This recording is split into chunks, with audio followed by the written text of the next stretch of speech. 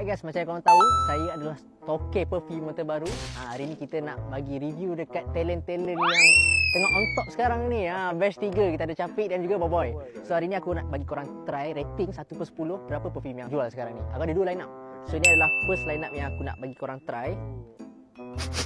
Ni nama dia. Oh ini rupanya bau tadi aku sangka aku nak mau tegur, rupanya bau wangian ini. Bau aku lah tu. Tadi di situ bau apa ni? Kuat kan? Jangan nanti ada apa-apa, rupanya wangian ni. So berapa per 10 korang nak bagi?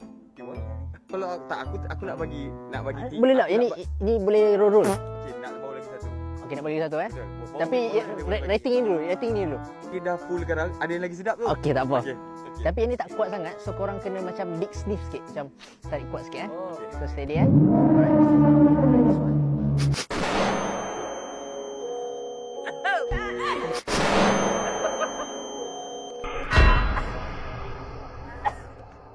Korang Sampai otak oh. mana lagi okey? Mana lagi okey? Apa benda ni? Macam terus kuat. Aku nak guys. Yang kopi tu. Sampai menangis. Keluar air mata. Weh, beg aku tidur ni. Kalau korang dapat pilihan, korang nak beli yang mana? Weh, yang pertama. Yang ni. Yang pertama tu ini ya. Alamak, ini tak okey eh? Yang tu tak okey ah. Tak okey, tak okey. Yang okey sebenarnya kena kongsi-kongsi. Keluar air mata. Jangan lagi. Ini bukan kisah sedih, kini kisah sedih. Minta maaf. Nasib aku dah hidup kuat habis oh. Kalau dah sampai otak lagi tu. Minta maaf lah, minta maaf. Ini prank sebenarnya.